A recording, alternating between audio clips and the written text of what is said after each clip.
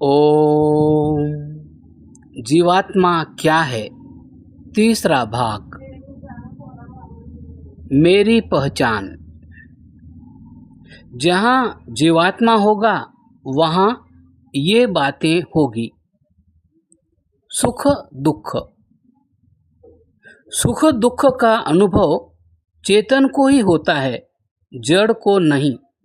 इसीलिए जब अनुभव करने वाला चेतन तत्व शरीर से मृत्यु के समय निकल जाता है, तब शरीर जड़ मात्र शेष रह जाता है और उसे चिता में जलाने में कोई परेशानी नहीं होती है।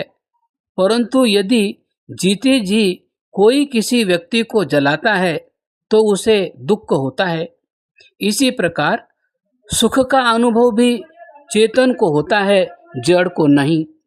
मिठाई को मेज पर रख दीजिए, उसका स्वाद मेज को नहीं मिलेगा क्योंकि वह जड़ है।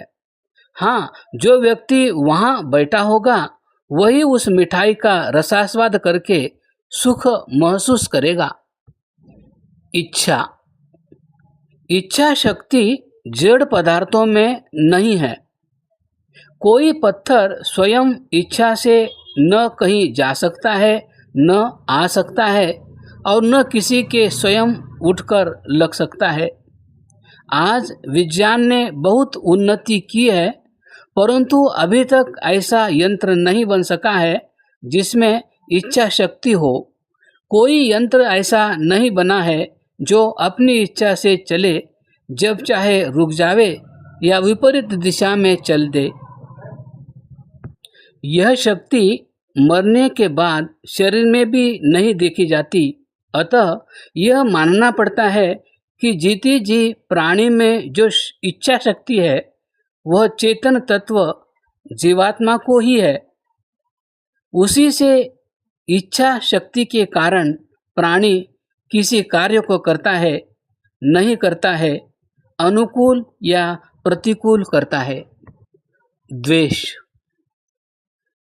द्वेष अप्रीति को कहते हैं। यह शक्ति भी जड़ पदार्थ में नहीं देखी जाती।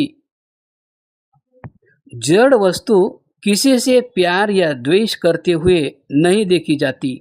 सोना, हीरे, रुपए कितने भी संभाल कर रखिए, कितना भी इनसे प्यार कीजिए, परंतु इन्हें जब चोर ले जाता है तब न ये वियोग में रोते हैं न विरोध करते हैं, क्योंकि जड़ वस्तु को न किसी से प्यार है न द्वेष।